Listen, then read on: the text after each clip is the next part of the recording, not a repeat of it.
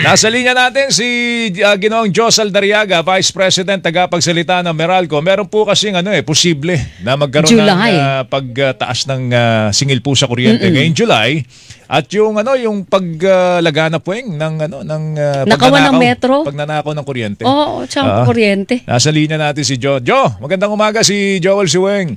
Good morning Hi, Tol. po. Good morning. Good morning din, Weng. Joe, binigyan kami ng 35 pesos minimum wage. Pero mukhang babawiin naman.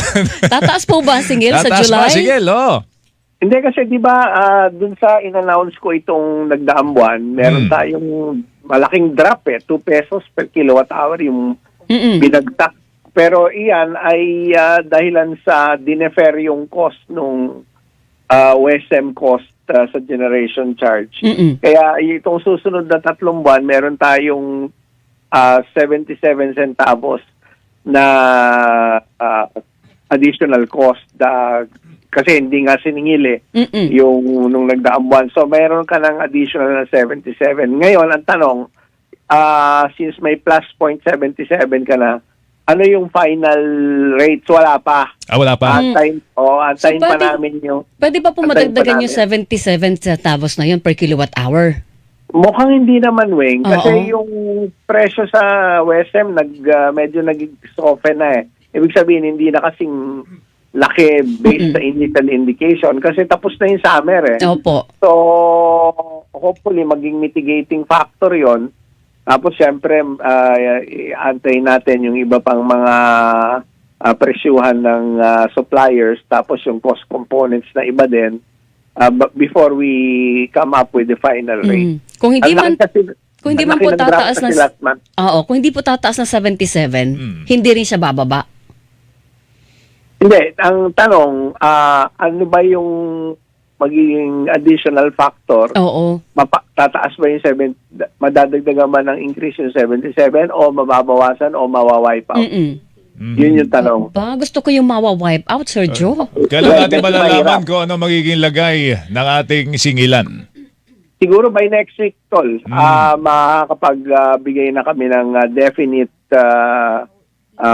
figures. Announce ko naman yan kasi every month naman ina-announce ko talaga para na rin makapag-prepare yung mga kababayan natin. Alright, di ba pwede stagger dito, Joe? Hindi, staggered na kasi to, Tol. Staggered 3 months na ba na yan? yan Oo, Ayun. oo, staggered na to. So yung staggered, hindi na pwede staggered pa.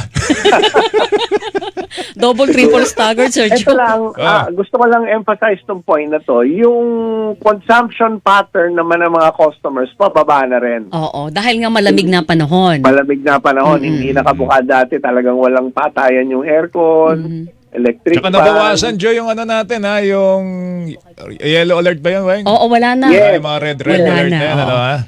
Kaya nga pati sa market, hindi na masyadong mataas yung cost. Kasi nga, di ba, ang ano naman yan ang process naman yan, kung tight yung supply, tumataas yung presyo. Conversely, kung hindi na tight ang supply, usually pababa. Okay. Ito hindi naman siguro lingid sa inyo kaalaman, Joe, kasi ang nagiging parang pananaw ng tao ngayon, parang ang pinaghahanap buhay nila, Weng, yung bills utilities. nila. Totoo yung yan. utilities nila, kabilang na dyan ng Tubig kuryente. at kuryente. Halos wala nang natitira sa kanila dahil mataas nga yung mga bills nila. Isa sa mga problema natin kung bakit tumataas ang ating ating bayarin dahil doon sa tinatawag nating pagnanakaw, yung pilferage, di ba? Joe, Yeah. ng kuryente. Well, pilferage is a small part of the entire system loss Systems component. loss. Pero ang system loss, maliit lang yon, Joel. Maliit lang, Tol. Oo, ano lang yon. I think ngayon below the cap na kami. Meron tayong kailangan na mapatupad na parang pinaka bandwidth na 6.5%. Mas mababa na kami doon. Pero di ba yung system loss, Joe, may ano pa yata yan, Weng? Di ba merong VAT? May line May loss. VAT, no? Oh. Binavat pa May yan. VAT. May line loss yan, meron doon sa pilferage, pero yung pilferage portion, maliit lang. Ang concern namin ngayon, yung mga metro namin na ninanakaw. Oo. Nabibenta ba yan, Sir Joe? Bakit tinanakaw? Hindi, yun na parang inis na rin.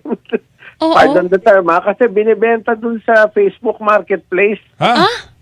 Oo, kahit online binibenta. So kami well, it's alarming. Mm-mm. Kaya we're intensifying Bawal yun. Wait lang. Bawal yun. Pag Oo. halimbawa kinuha ang metro mo, pwedeng ibenta yun at gamitin ng ibang tao? Well, apparently, hindi sa Meralco, nilalabas nila. Kasi lumalabas sa aming latest data, more than 1,000 na itong metro na italang nanakaw Oo. from January to June this year. So this is higher by around 60% Mm-mm. kumpara nung 2023 o yung last year. Over the past 5 years, tumataas siya. So these numbers are really alarming to us. Itong mga Pero sino ba metro pwedeng na to, gumamit niyan, Yun, Jo? saan Sino siya ba pwedeng gamitin saan siya ba ulit? pwedeng gamitin? well, sa labas siguro. Pero When you say maraming labas, labas ng ano? labas ng franchise ng Meralco. ganon. So pwede siyang Oo. gamitin halimbawa sa mga lugar na sakop ng kooperatiba. Probably. Aha. So, under Hindi po process pa ba- yung buong investigation dito. Opo. Kasi hindi ito pa pwedeng, kumbaga, pag walang bahala namin. These are Meralco property. Hindi kami naniningil para dito. There is no cost to the customer. Similarly, hindi porkit ginagamit ito, pwede nang ibenta Mm-mm. ng basta-basta. So, paalala lang namin, we are intensifying our campaign together with the help of law enforcement, particularly PNP. Warning na rin sa mga gagawa nito, pwede kayong makulong dito under the law. Sa Ilang ilalim taon ng- po ang kulong? Hanggang 12 years. Ba, malupit. Oo. Oo. Pero di ba, Sir Joe, ang isang metro ng kuryente, kung hindi ako nagkakamali, Joel, may serial number yan na specific Yes. sa address na kung saan siya Tama. nakadikit, di ba? Tama. Meron itong identifiers. Yun nga may identifiers ito. Kaya talagang, ewan ko, talagang So, medyo dapat hindi siya makapal talaga pwedeng ang gamitin mukha ng ng iba. Oo. Usually, Kung makapal- Jo, wala bang ano yan? Wala bang selyo yan? I mean, Meron.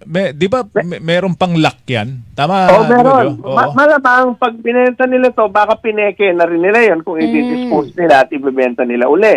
Ngayon, ang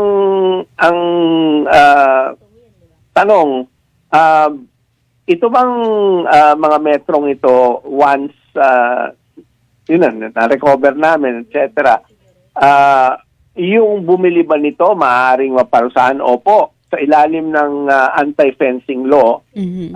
maaaring kailan namin ang kaso din. So kumbaga, we are warning those doing this that our campaign has already been intensified. Mm-mm. Kaisa namin ng PNP para labanan yung mga nagnanakaw ng kuryenteng sa amin, dito sa aming mga metro.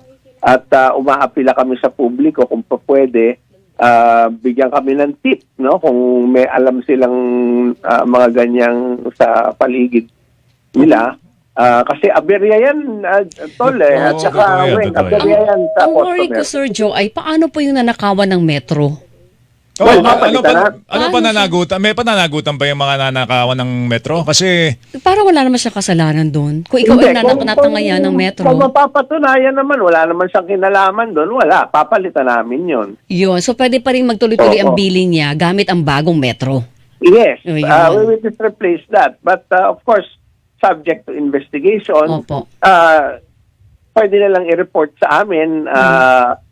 Pero I think ang gusto ko lang ditong i-emphasize, in-intensify namin yung effort na ito. This is an ongoing campaign. We are issuing a warning Mm-mm. doon sa mga gumagawa nito na talagang hindi ito namin tatantanan. Ito raw, Jo, hindi namin may nag-text sa bibitawan. atin, no? May nag-text sa atin dito. Ginagamit na submeter yan ng merong mga mother meters. Ewan ko kung Paano yung sistemang yun? Possible ba yan, Jo?